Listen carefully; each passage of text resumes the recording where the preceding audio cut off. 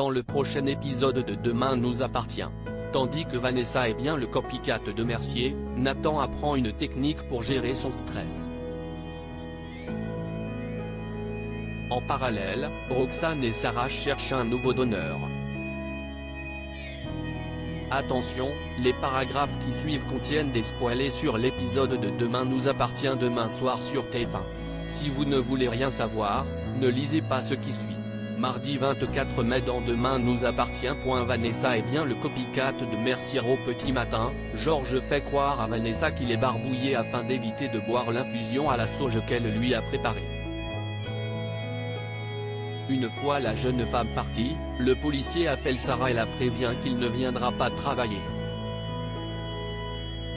Au commissariat, Martin fait un point sur l'enquête avec ses équipes. Un cheveu a été retrouvé dans le coffre de la voiture de Tristan et d'après les premières analyses, il appartiendrait à une femme. Comme l'ADN ne correspond pas à celui des victimes, les policiers en déduisent que le copycat de Mercier est donc une femme. Le commandant Constant réalise alors que Tristan est innocent et que l'assassin cherche à lui faire porter le chapeau depuis le début. Sans attendre, ce dernier ordonne à Damien de retrouver à qui appartient ce cheveu. Toutefois, celui-ci est déjà en train d'interroger le fichier national. Si la meurtrière a déjà été impliquée dans une affaire, ils auront la réponse rapidement. Pendant ce temps, Georges a fait appel à Victoire pour fouiller dans les affaires de Vanessa.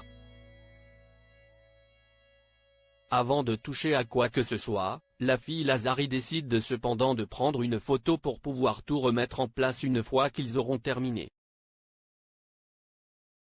Georges s'empare ensuite de la boîte cachée dans l'armoire de sa compagne. Après avoir mis la main sur la clé du cadenas, Georges ouvre la boîte et découvre un nécessaire à couture. Si Victoire pense que son ex-compagnon s'est probablement monté la tête avec toute cette histoire, ce dernier ne comprend pas pourquoi quelqu'un a utilisé le prénom de la belle-mère de Vanessa pour discuter avec Mercier. Georges a donc l'idée d'appeler le père de Vanessa auquel elle ne parle plus depuis des années. C'est pourquoi, il appelle Nordine afin qu'il lui déniche les coordonnées de Paul Lehmann. Non loin de là, Vanessa cache quelque chose dans les réserves du Spoon. Lorsque Bart débarque pour lui demander de se remettre au travail, elle se montre particulièrement désagréable. De leur côté, Georges et Victoire rencontrent le père de Vanessa qui leur confie qu'il était proche de sa fille quand elle était petite. Même s'il la dépeint comme une enfant très douce, Paul explique également qu'elle a changé à la suite du décès de sa mère dont elle n'a jamais fait le deuil. Après cela, Vanessa n'a jamais supporté que son père refasse sa vie avec Alice. À tel point d'ailleurs qu'elle lui faisait du chantage affectif et des crises de jalousie. Lorsque Georges l'interroge pour savoir si c'est pour cette raison qu'ils ne se parlent plus aujourd'hui, Paul répond que c'est sa réaction à la mort d'Alice qui les a éloignés l'un de l'autre. Vanessa avait 18 ans quand Alice est morte d'une crise cardiaque quelques jours avant leur mariage et n'a jamais caché qu'elle était satisfaite de sa mort. Georges se demande alors si Alice ne serait pas la première victime de Vanessa.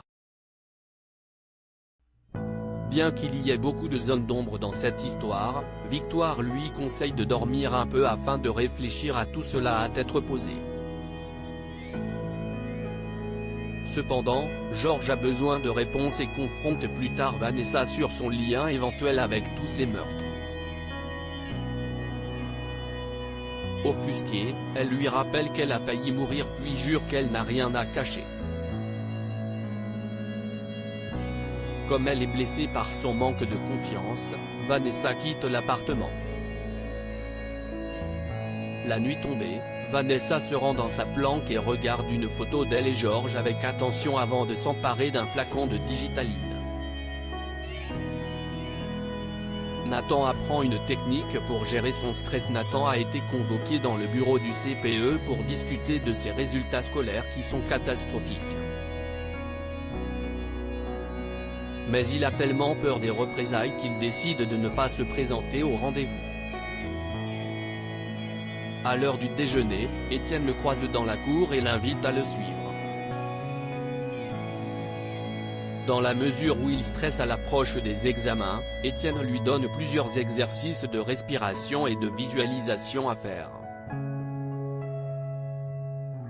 L'adolescent a beau être sceptique, il finit par se prêter au jeu tant et si bien qu'il met cela en pratique lors d'un moment intime avec Angie.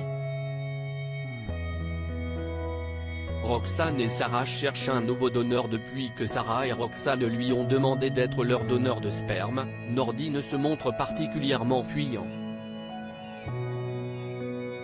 Certaine qu'il a pris sa décision sans oser le leur dire, Roxane le questionne.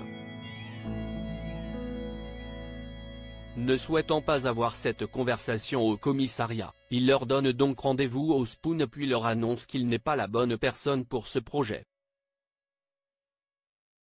En effet, Nordine ne pense pas réussir à garder ses distances avec l'enfant compte tenu de son histoire personnelle.